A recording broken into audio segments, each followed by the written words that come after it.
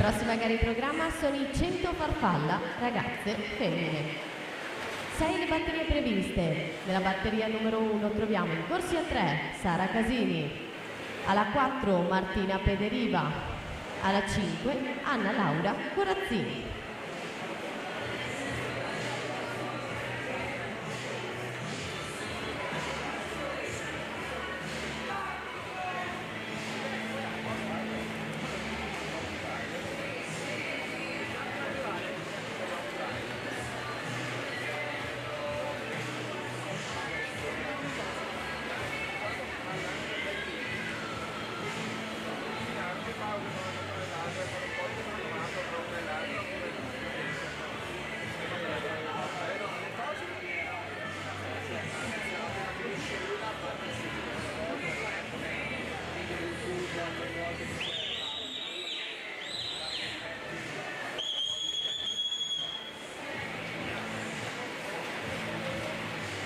Alberto Camilotto 1,58,60 passa in vantaggio a metà gara, virata dei 200 metri per l'atleta dell'Hydros che ritroviamo, ricordiamo ancora una volta, terzo e bronzo ai criteri a Riccione nell'ultimo pomeriggio di gare allo Stadio del Nuoto nella prova dei 1500 stile. Quindi Alessio Girardin in corsia 4, specialista dello stile libero e dei 200 farfalla, De Meneghi alla corsia 5, Giraudi in sesta e Orru in seconda. Sono queste le prime 5 posizioni. Camilotto che conduce, Girardin che insegue, davvero pochissimi centesimi, 33 per la precisione a dividerli. Andiamo anche a vedere i migliori stagionali. La graduatoria italiana vede al 15° posto quest'anno Alessio Girardin in questa gara, Massa Rosa 3,50 e 49.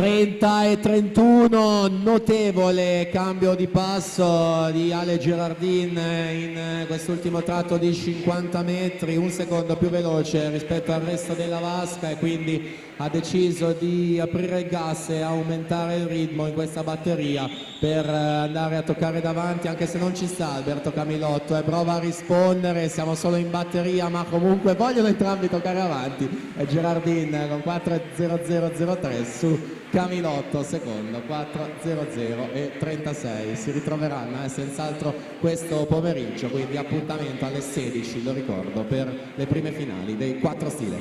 Quindi a breve i finalisti anche al maschile.